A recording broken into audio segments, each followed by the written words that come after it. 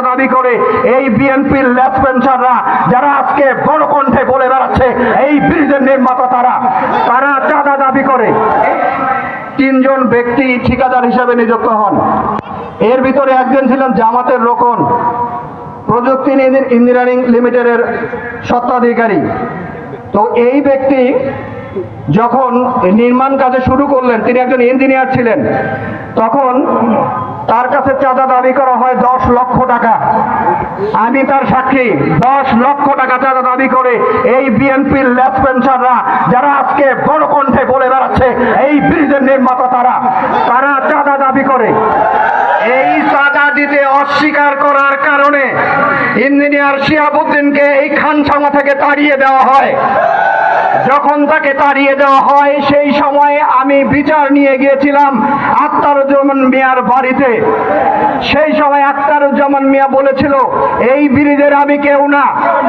এইটা কেমন করে হয়েছে আমি জানি না, আপনি লোকাল লোকদের ম্যানেজ করে কাজ করেন, এখানে আমার কিছুই করার নাই। আখতারুজ্জামান মিয়া যখন এই কথা বলে আমরা নিরাশ হয়ে ফিরে আসি এবং আমরা প্রত্যেকটা কাজ নিয়ম মাফিক যেভাবে যে বালু সিমেন্ট ব্যবহার করা লাগে সেইভাবে করা শুরু করে দেয়। তারা আমাদের অন্য 2 জন ঠিকাদারকে ম্যানেজ করে তারা এসে আখতারুজ্জামান মিয়া তার বাহিনীর লোকজন এখান থেকে ইঞ্জিনিয়ার শিহাবুদ্দিনকে ব্যাপকভাবে নির্যাতন টর্চার করা শুরু করে। তিনি সহ্য করতে না পেরে এক সময় উপজেলা ইঞ্জিনিয়ারের কাছে আশ্রয় গ্রহণ করেন।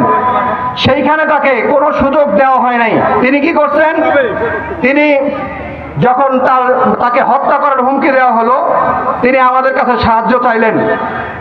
এটা ধ্রুবতারার মতো সত্য। রাতের অন্ধকারে তিনি ওখান থেকে পালিয়ে ঘাট পারে যান পার হওয়ার জন্য। সেখানেও যে দেখে যে তাদের লেসপেন্সাররা তাকে আটকাচ্ছে। এরপরে তিনি কি করেন, আমরা তাকে, আমি এবং এই খানসামার আরেকজন ব্যক্তি বিপ্লব চৌধুরী, আমরা 2 জন ইঞ্জিনিয়ার শিহাবুদ্দিনকে জেলেদের নৌকায় করে আত্রাই নদী পার করিয়ে দিয়েছিলাম সেদিন তার জীবন বাঁচানোর জন্য। এরপরে তিনি এই জায়গা ত্যাগ করে চলে যান।